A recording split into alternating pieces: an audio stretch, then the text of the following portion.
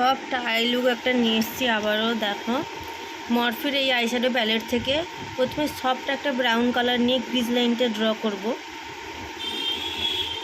Crease লাইনটা ভালোভাবে করে নেব, ভালোভাবে স্মাচ কিন্তু করতে হবে। স্মাচটা যত ভালোভাবে স্মাচ করবে আই লুকটা তত ভালোভাবেই হবে।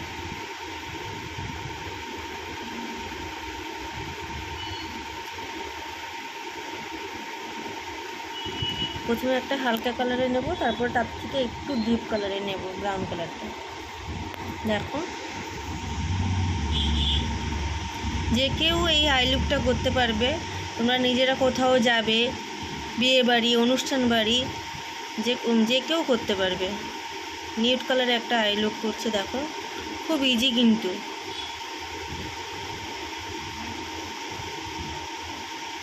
আমার এই ভিডিও যদি তোমাদের যদি হেল্প হয় তো অবশ্যই তোমরা লাইক কমেন্ট শেয়ার করবে। দেখো খুব ক্লোজভাবেই দেখাচ্ছি আমি কিন্তু কোনো কনসিলার দিয়ে কাট করিনি।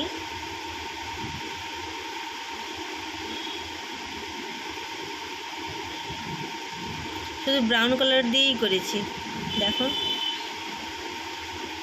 হালকা একটু ওপরে অরেঞ্জ কালার দিয়ে দিচ্ছি, হালকা, খুব ডিপ নয়। দেখো তোমরা দেখলেই বুঝতে পারবে, একদম হালকা করেই দিয়েছি।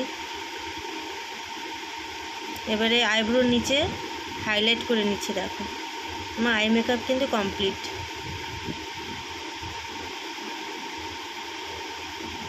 এই হাইলাইটারটা ইউরোপ গার্লের হাইলাইটার আমার তো খুবই ভালো লাগে এই হাইলাইটারটা, তার জন্য আমি এটাই বেশি ব্যবহার করি। চোখের নিচটা করে নিচ্ছি। ব্ল্যাক কালারের আই শ্যাডো দিচ্ছি। দেখো হালকা হালকা করে হালকা হাতে স্মাচ করে নেব, যেহেতু আমার মেকআপটা হয়ে গেছে।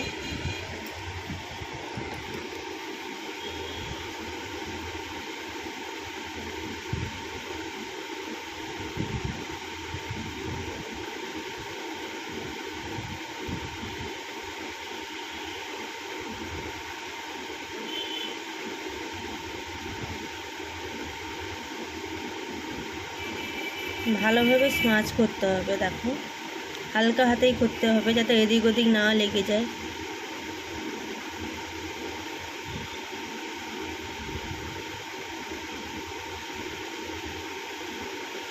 ব্ল্যাক কালারটা দেওয়ার পরে আমি হালকা একটু ব্রাউন কালার দিয়ে দেবো।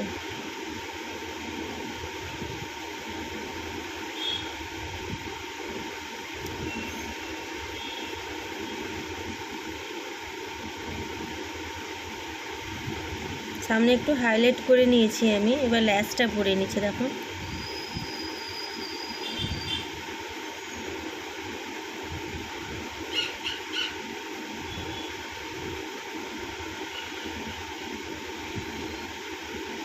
তোমাদের যদি কোনো মেকআপ দেখতে ইচ্ছে করে অবশ্যই তোমরা কমেন্ট করো, চেষ্টা করবো আমি সেই মেকআপটা নিয়ে আসার।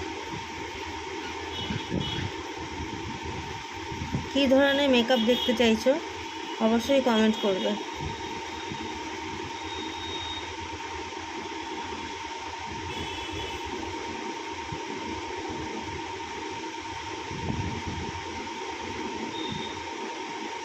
দেখো কমপ্লিট আমার আই লুকটা।